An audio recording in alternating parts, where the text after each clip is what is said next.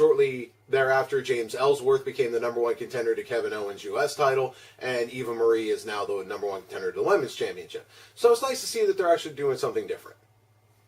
There's really no universe where I want to see James Ellsworth as the number one contender to anything.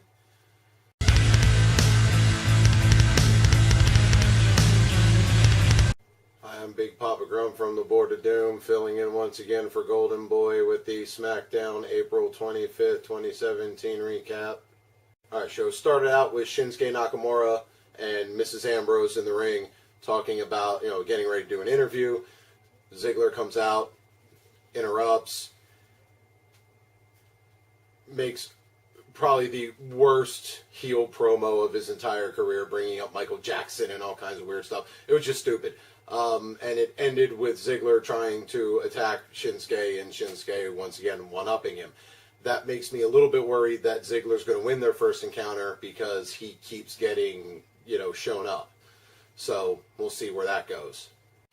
And in a case of WWE deciding to boost ratings by mimicking the exact same thing that happened last week, we had the second segment that was a bit of a repeat from the week before, which is Baron Corbin versus AJ Styles.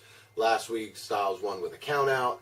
This week, Styles won with a roll-up. So you have two not dominant or really decisive victories, which is nice because it's kind of building up Corbin as a guy who could have won that match. Afterwards, Kevin Owens came in and started beating up AJ, and then Corbin joined in and was beating up on AJ, and then Sami Zayn came out and beat up on AJ. And then rescued AJ and gave a haluva kick to Baron Corbin. At the end of the segment, Owens hit Styles with a pop-up powerbomb, and that's kind of how it ended. You're telling two stories at once with on a 2-hour show with commercials. You could have done worse. You could have had Ziggler come out. And then another case of SmackDown repeating itself. You had American Alphas versus the Colognes in a Beat the Clock challenge to determine the number one contender.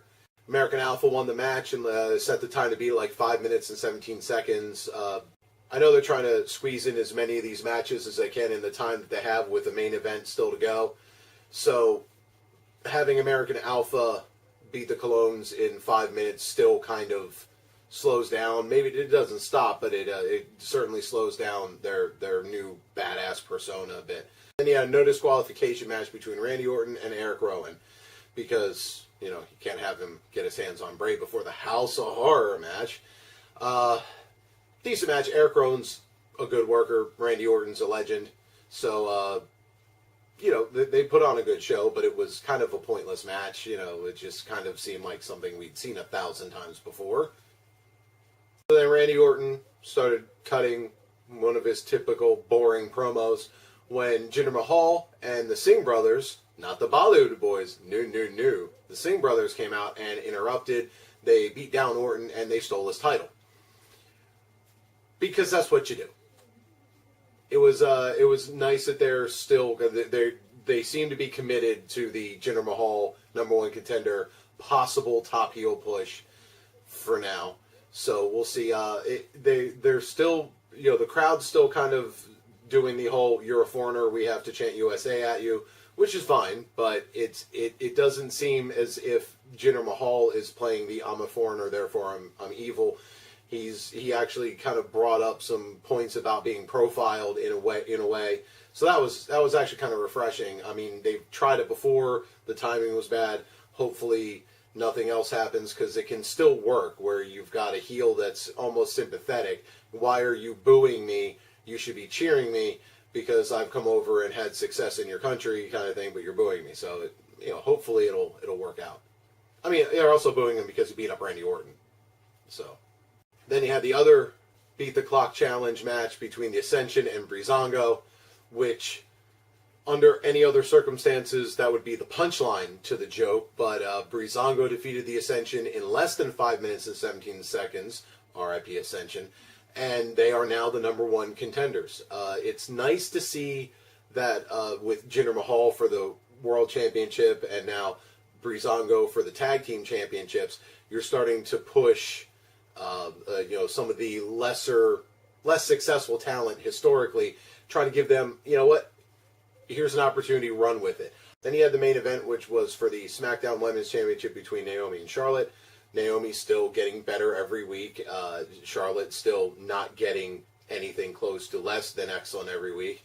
Put on a decent match. You know, it was very typical match of each one of them because they're not going to give everything away on free TV. So it was, you know, for the most part, a paint-by-numbers, but an entertaining paint-by-numbers match.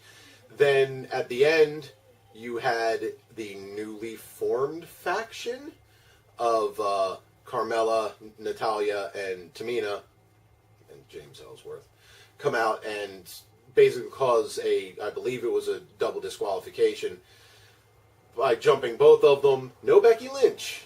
So we'll see where she stands, because she had cut a promo earlier in the night and was just kind of, but you know, they beat down the two match participants.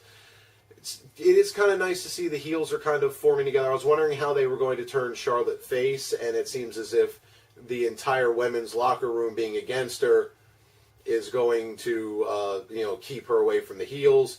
And then Becky Lynch is probably going to come to her aid in some fashion soon, or at least be the one that'll stand by her, and they'll eventually bring Naomi in, and that'll complete the face turn. And, you know, you'll have team something versus team something.